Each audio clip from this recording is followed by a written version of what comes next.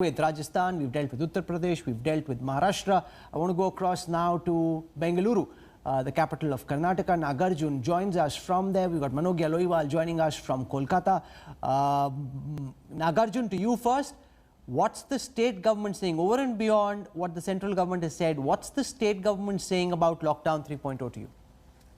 Well, the state government is saying that they would comply with the guidelines that the MHA has issued, but right now they don't have much clarity about what exactly is going to happen because the orange and green and red zone list from the state differ from the center. So they are going to comply with that first, and then later about confusion about if the liquor shops will be open in red zone, green zone, or specifically only in green zones. I spoke to a couple of ministers. They said that they still have to get clarity.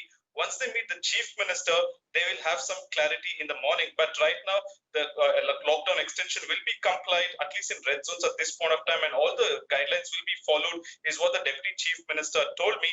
And Karnataka has already got one-time interstate travel permission to people like tourists, students, and migrant laborers. And it will start on May 4th, is what we are told. So one-time interstate travel will also happen, inter-district travel will also happen in Karnataka.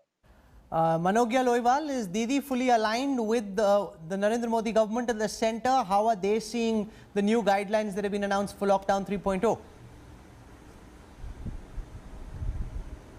Well, it is anybody's guess. The fight has already begun because the detailed list that was released by Ministry of Home Affairs and of course the Government of India was clearly stating that there are 10 zones that are red, that are 10 districts that have been put in red zone in the state, and the Government of West Bengal has denied it completely, with the Health Secretary shooting out a letter to the Union Health Secretary stating that there are only 4 and not 10. So the first difference of opinion again comes just within hours of this release of data. Now it would be difficult to analyze on which one is the central government red zone, which is the state government red zone, what would be the implications for the people of West Bengal. The non-essential services, online services have been allowed this week itself, so would be easier for people to at least order non-essentials also. But the challenges are here on what would be applicable to the red zone once this relaxation comes into place.